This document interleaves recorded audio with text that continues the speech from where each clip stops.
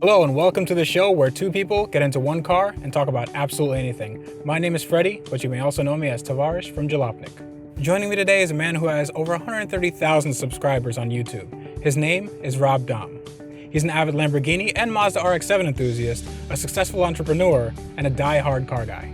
I met up with Rob earlier this year at the Detroit Auto Show where we tooled around in a 2015 Ford Transit Connect Wagon, which is one of the most surprising cars I've ever driven. If you'd like to see a review of the car, you can check the link in the description below. But enough about that, let's get to the conversation. Brought to you by APiDA Online, this is Offtrack.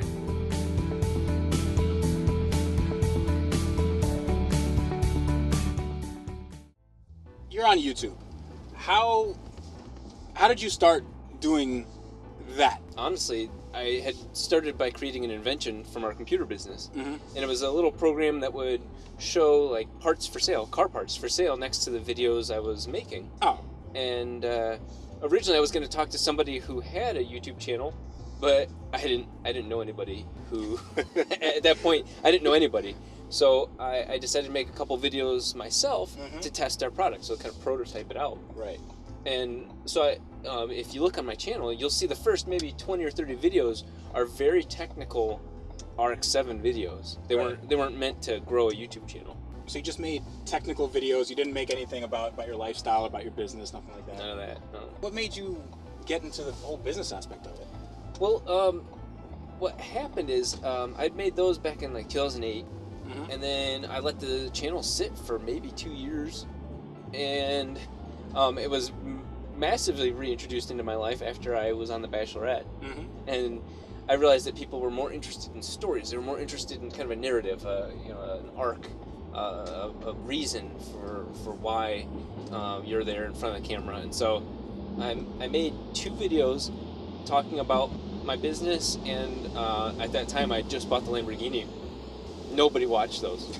No, they were. What were the Lamborghini videos about? What was it? Just like I bought a Lamborghini. This is what it's like. I made one that said preview of my new car, and I leave these old videos out there for proof that there's growth, there's life. Well, proof that you're a real person Yes. and not just a robot. Yeah, proof that I don't make great videos. Uh-huh. And so the one video was the car like backing out the garage, saying "coming soon" or something like that.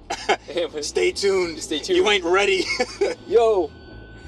And so that was the first video, and then the second one was handheld with my iPhone at the time, talking about the Diablo from a more technical standpoint. And again, nobody watched it. Nobody gave a shit. And honestly, a lot of those got downvoted because everyone's like, no, more RX-7 videos. Nobody gives a shit about a Lamborghini. Oh, no, of course. Because it was from all the people from the RX-7 community. Okay. And I had maybe 800 subscribers at that time, just over the course of 4 years or so of just letting the channel sit. But isn't that a kind of a good feeling that like when you have something like 800 subscribers, you're like, oh shit, and like that's 800 is low for YouTube, right? But it's a lot of people. If you put 800 people in a room, that's a lot of people. It was you start getting this like, what have I become? I've got some sort of power over the internet, and you get kind of humbled by that. but what are these magic hands that I possess? I can do this for good or for evil. But what you said, it's people in a room. You in your mind you can conceptualize 800 people. Right. I would definitely say I'm fortunate to have more than 800 friends, but you can think of that's a lot of people you're still reaching. Whereas nowadays it's physically impossible for my brain to understand how many people are watching my videos at this point. What is that number? I forgot what it's called. It's like the number of relationships that your brain can handle. It's like 150 or something. Yeah, right? yeah. After that, you just start forgetting people and swap them in and out. Yeah. It just doesn't make sense to hold up to. You said you have more than like 800 friends. Yeah. That's kind of insane because our body's not meant to hold that much information about people. No, I think I luck out that I'm a very I've got a very good memory. So in that sense, I definitely care a lot about other people's lives. But that 150 thing is supposed to be for your clan, your crew of people keeping you safe from predators and whatnot. And it's really it goes all the way back down to that. Leadership. There's a lot of leadership reasons in your brain about that. But I think trying to adapt to this world, I know a lot of people. Now, you're right. I don't have a chance to keep up with all of them equally. It'd be impossible. That would be multiple full-time jobs. Yes. Although, as you may know, I live on Facebook. I'm there all the time because I have no life in real life. Well, here's the thing. You also have a successful computer business. Now, when you have a successful computer business and you're trying to do marketing or anything for your YouTube channel, you're going to be on a computer. Yeah. And when you're on a computer, you're gonna have social media open in some instance. Yeah, you're on Facebook. So yeah, you're on Facebook. So it just makes sense. People that say, "Oh, I live on Facebook," it doesn't mean you have no life. It just means that this is a mode of communication between you and the people that you want to communicate with. Yeah, it's very true. Honestly, I keep connected with so many good people that I get to see when I travel, that it's very reassuring to see them online. So I don't know. It's more important to me than just wanting to be. I don't use Facebook just to be looked at. I genuinely filter the shit out of my news feed so that way I get the right information from the people that I want to see. So if a person adds me, which I've hit the 5,000 limit 2 years ago. Well, excuse me. Yeah. Well, I'm sorry. Yeah. We have royalty. Yeah, it's crazy. Mm-hmm. But so I'm very particular about the people I add.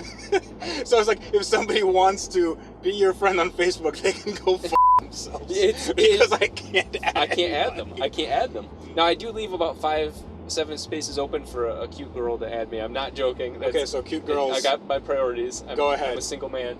But if a guy adds me and he's posting a lot of good car content and just is a good person, I will add them.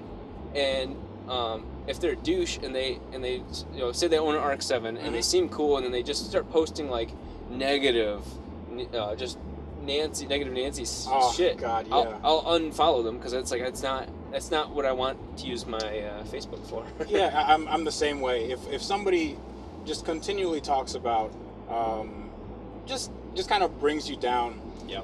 It doesn't make any sense because Facebook for me, it's kind of a hub of narcissism. It's like it's a highlight reel of people's lives. Yes. So what ends up happening is if people say, "Oh, today sucked," or just, why are you even posting this? Yeah, do you want sympathy from other people? Because it's not where you get it. What's wrong? I don't want to talk about it. You just did. Yeah, it's like, oh, whoever f***ed me over, you know who you are. Yeah, that's not me. Who are you talking about? Like, well, they know who they are. Like, yeah. What's why couldn't you just call them? Yeah, you're wasting everybody's time. Going back to YouTube, what is it like? Because you have something like 130,000 subscribers now. Yep.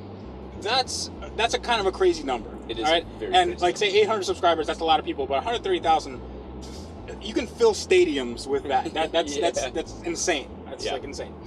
So, what's that like? Do you get recognized by people in the streets? Oh, when I was doing the auto shows maybe 2 years ago, people would go, "You're Rob Dahm, aren't you?" Because I would try and announce that, hey, I'm going to be at the Toronto Auto Show. Whatnot. I met a lot of good people at the Toronto Auto Show. Well, it very much was a good example. Mm-hmm. But nowadays, it's starting to get to the point where people recognize me in the street.